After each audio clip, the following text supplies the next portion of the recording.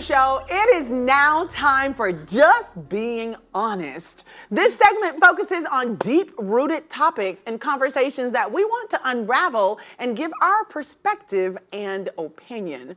I have Cheryl Grace and entrepreneur Oriana Campbell here with me to shine light on this subject.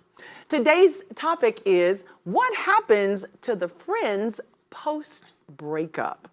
This is a very interesting conversation because when you're in a relationship, you create friends together. But once you split, how does that work? Somebody's got to get the friends. They got to get split up just like everything else gets split up. It is sad. It is, especially if someone that you were close to chooses your spouse or your partner. That's really sad. It's so true because friends having to hang out with you and your new boo, but still friends with your ex, that's kind of weird. They kind of feel like a traitor. Yes. I feel like it's so important. You know, I know like you talk a lot about relationships I know from the past myself, in a relationship, sometimes I've leaned more on like my boyfriend's friends. So it was like him and his homeboys, and then I would be cool with their girlfriends. And what I've learned in like the past years is like, you should really start to like create those friendships outside of the relationship to create that safe place so that if there is a breakup, you know, and then there's also so many components to a relationship. Like, why did it end? That's going to determine, you know. Like, who gets the friends? Absolutely. How did it end depends on who gets the friends. Who they're siding with. Who they side with, how they Even feel. when it turns out bad, I've experienced that they still tend to lean on the initial connection. Oh, always. That's for life, I feel like. Sometimes.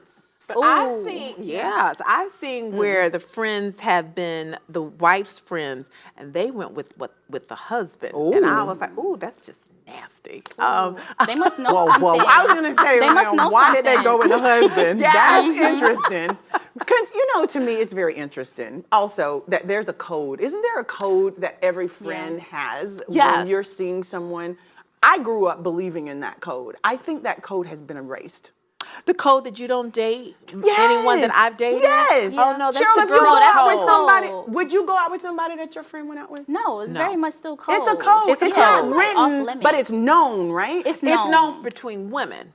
Is it known? I don't know that the guys know it. I don't know that guys operate. Look at them snickering over there. I don't know that they operate. I heard it. I don't know that guys operate under that code. Ooh. Yeah, Do men have a code? Girls don't either. Oh! What? Oh, we need a crickets. That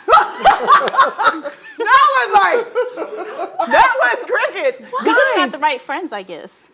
I guess we do. Okay. Which is important. It's important to have the right friends. Yes. Because for me, if you're in my circle and you're my friends, that code means everything. I It trust means you. everything. I mean, I trust you and there's you the can trust. trust me. Yes. That means you can trust me too. Yes. So, what do? We're talking about losing friends, and then we're talking about relationships and how difficult it can be when you've had this close relationship. My producer was talking to me before I came on, and she said, "Hey, you were really good friends with this person. How did that turn out?"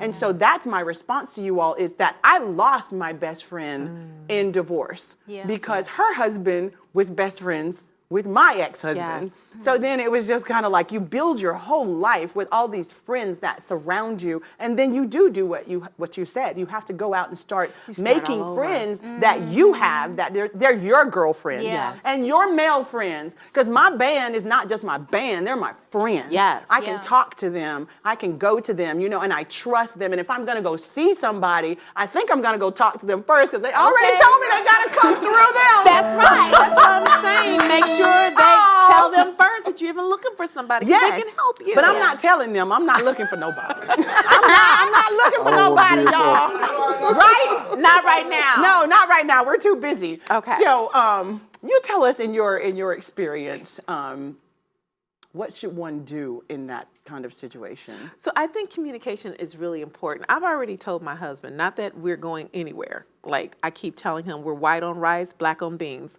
So I'm not going through another divorce. But if anything should ever happen, my friends are my friends, dear. They're not your friends, they're my friends. They're your friends while we're friends and we're all together. But if we go our separate ways, I get my friends, and you can keep your friends. I just need you to that should understand. be in the prenup then. Yeah, Because I'm like, oh my God, I couldn't figure that out at the end. I was like, are you gonna still talk to me? And then it's like, oh no, that should have been written in the prenup, right? Yes. Yeah. Oh And my the goodness. church should be in the prenup too. And the church, If you guys stop are it. going to oh my church goodness, that's so together, true. Because I the don't want to walk church. into church on No. Sunday.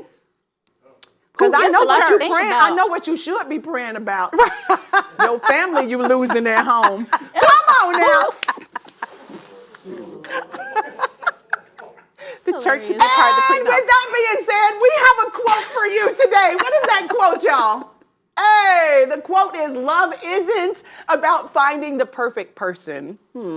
It's about realizing that an imperfect person can make your life perfect.